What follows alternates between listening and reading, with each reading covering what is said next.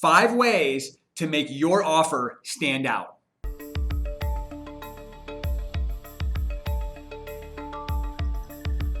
Hey guys, thanks for tuning back in. My name is Robert Mack, and today I want to talk about being a buyer in today's market. Now, if you've been looking for a property or you're gearing up to begin looking for a property, it's brutal out there. Right now, there's not a lot of inventory, which makes it really hard for buyers to find the one. In addition, with interest rates where they're at, historically low in the high 2s and the low 3s, depending on the type of loan you're getting, that's adding fuel to the fire, and buyers want to get their offers accepted now, even though they know they're paying a premium because they know that interest rates are long-term savings. So I'm going to tell you a quick story. Back in 1980, the Cabbage Patch Kids dolls came out, and these dolls would sell faster than the shelves could be restocked. Now, the crazy thing about this is the savvy buyers, the buyers who understood when the deliveries were going to be made, knew to get in line and get their doll for $30. But the buyers that were unprepared were offering the people that were prepared $100 in the parking lot just to get this doll because they wanted it for their kids. That's more than 3 times what the buyer originally paid the manufacturer's suggested retail price just to get the doll. And that's what we're seeing right now. Right now, only the most prepared and aggressive buyers are winning. And if you're not a buyer that's willing to play ball, you're going to lose. So let's talk about the 5 ways you can stand out among the competition. Now, number 1 is not number 1. Price is by far what's going to get the seller's attention. So if you're going to come in low, don't even bother.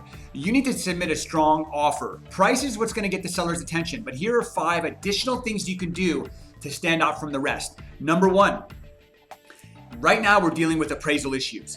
Appraisers value properties based on past sales. Homes are selling to a buyer based on what the buyer feels it's worth and based on future value. So right now we're finding there's a gap between what the bank thinks the home is worth versus what a buyer thinks the home is worth. If you're a buyer out there and you have the reserves, consider removing your appraisal contingency and offering to pay the difference between the appraised value and the agreed upon price within reason. For example, a buyer will pay up to $20,000 to cover any appraisal gap. That's going to give the seller peace of mind, and not a lot of buyers are doing that. Number 2, make sure you call the listing agent and you understand what the seller's situation is. Do they need a long escrow? Do they want a short escrow? What else is important to them? Write the offer based on what the seller's needs are, because right now the sellers are choosing buyers based on what makes sense to them, even if the offer is not as high as the highest offer.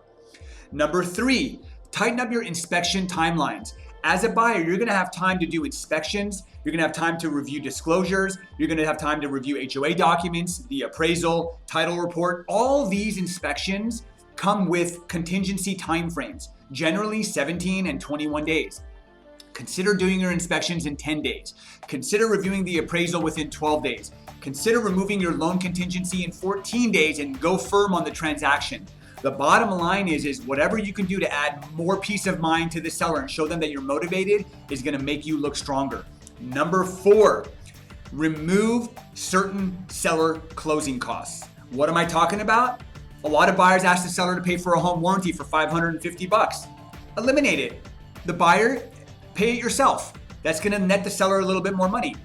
Maybe instead of having the seller do a termite inspection, you do the termite inspection. Take that off their plate. Whatever the case is, right now we're receiving offers on properties where the buyer is willing to pay several of the seller's customary closing costs to add value to the seller's net without improving the purchase price.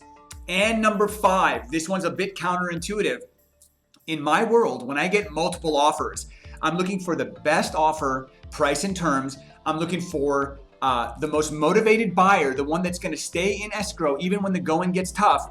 But one thing that a lot of sellers don't understand is I'm also looking to work with a great agent. And I know as a buyer's agent, my seller, the listing agent, wants to work with a great buyer's agent as well. So number 5 is work with an agent who is a professional, who knows how to submit an offer and wrap it up in a nice little bow so that when the seller sees it, they fall in love.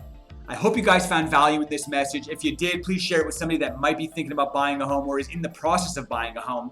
If you found this video on social media, give me some social media love. If you are having trouble as a buyer or you're thinking about buying and you want to connect with me and understand how we're helping our clients get those offers accepted, let me know, shoot me a message. And if you have any video ideas you ever want me to talk about in the future, send those my way as well. Until then, happy selling.